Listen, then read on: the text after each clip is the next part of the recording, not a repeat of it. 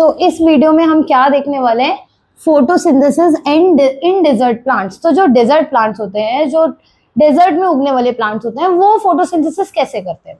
ठीक है, तो ये मैंने कैक्टस का एग्जांपल लिया है। अब हम कैक्टस की मदद से देखते हैं कि वो प्लांट्स जो डेजर्ट्स में उगते हैं वो कैसे फोटोसिंथेसिस करते होंगे। फोटोसिंथेसिस डेजर्ट प्लांट्स में होता है, वो नॉर्मल प्लांट्स होते हैं उनसे थोड़ा अलग होता है। क्या डिफरेंस होता है? तो एक तो जो डेजर्ट प्लांट जैसे कैक्टस है, तो कैक्टस की जो लीव्स होती हैं उनको वो कैसी होती है, मॉडिफाइड होती है। ठीक है, इसकी लीव्स मॉडिफाइड होती है, मतलब किस शेप में होती है, कांटे के शेप में। ठीक है, इसमें क्या होते हैं, स्पाइन्स होते हैं, मतलब जिसको हम क्या कहते हैं, कांटेदार लीव्स होती है। तो कांटेदार लीव्स क्यों होती है कैक्टस की, जिससे देखो फ्लैट लीव्स होंगी तो उससे क्या होगा, ट्रांसपिरेशन होगा, वाटर का लॉस होगा।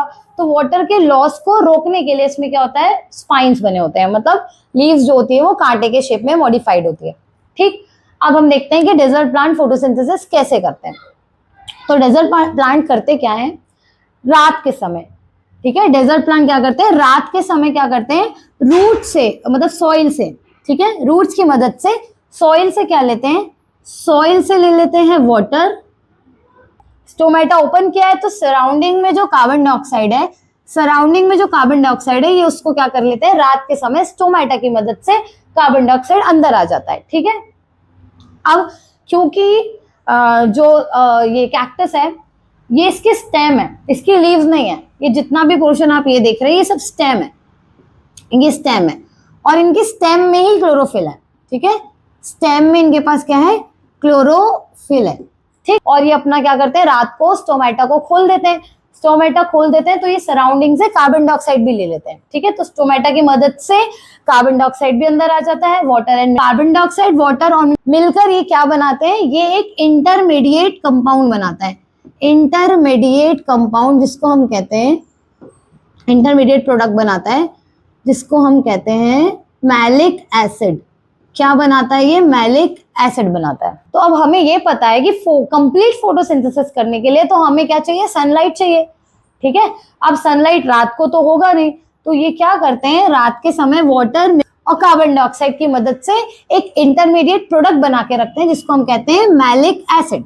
ठीक, अब ये मैलिक एसिड क्या है, ये प्री प्रिपेयर्ड फूड है। ठीक है, जैसे क्या होता है, हम रात, जब हमें पास समय कम होता है तो हम रात को क्या करते हैं, कुछ जैसे अगर सुबह सब्जी बनानी है तो रात को सब्जी काट के रख लेते हैं, आटा गूंद के रख लेते हैं।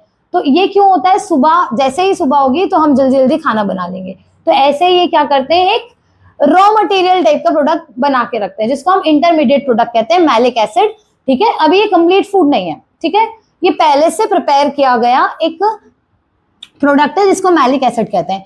अब जैसे ही क्या होता है, जैसे ही डे होता है और सनरेज एब्जॉर्ब करते हैं, जैसे सनलाइट एब्जॉर्ब होती है तो ये मैलिक एसिड जो है, जब ये मैलिक एसिड उस सनलाइट के सनरेज से क्या होता है, सनरेज के साथ रिएक्ट करता है तो ये क्या बना लेता है, ये बना लेता है ग्लूकोज। जो ग्लूकोज क्या होता है, फाइनल प्रोडक्ट होता है। ठीक है, तो ये बना लेता है ग्लूकोज। ठीक, तो ऐसे क्या होता है, ऐसे डेजर्ट प्लांट में फोटोसिंथेसिस की प्रोसेस कंप्लीट होती है।